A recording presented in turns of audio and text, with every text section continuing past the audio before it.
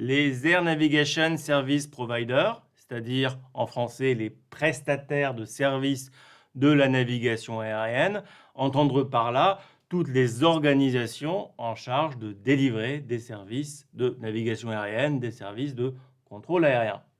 Alors la question qui se pose à l'échelon européen, c'est quelles sont les principales ANSP? Est-ce qu'elles ont toutes le même statut ou pas du tout? Alors regardons, à l'échelon déjà de l'Europe de l'Ouest, ce qui se passe en France, la NSP, c'est la DSNA, la Direction des services de la navigation aérienne. Qu'est-ce que c'est la DSNA? La DSNA, c'est une administration. Elle dépend de la DGAC, la Direction générale de l'aviation civile. Donc on a fait le choix en France d'un contrôle aérien non seulement public, mais géré par l'État.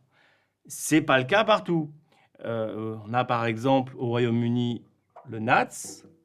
Nous avons également en Suisse Skyguide.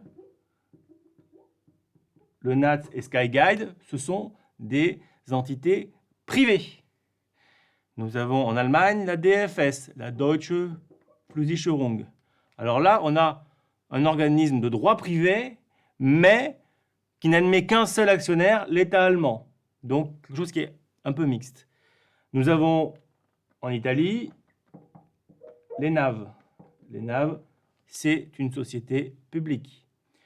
Et puis, eh bien, là où le trafic est le plus dense en Europe, au-dessus des Pays-Bas, au-dessus de la Belgique, de Luxembourg, de l'ouest de l'Allemagne, eh bien, on a une organisation intergouvernementale qui s'appelle Eurocontrol. Peut-être avez-vous entendu parler du centre de Maastricht. Maastricht, c'est quoi? Eh bien, c'est le centre de contrôle aérien, de l'espace aérien supérieur sur ces pays-là. Et donc, eh bien, on se rend compte qu'on a finalement plusieurs types de statuts.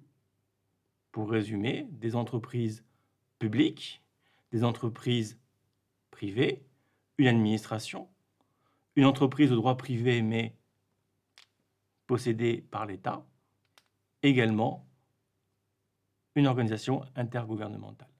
Eh bien, toutes ces ANSP différentes, à l'échelon mondial, elles se réunissent au sein d'une organisation, d'une association qui s'appelle CONSO. Donc, pour résumer, nous avons vu les principales ANSP en Europe.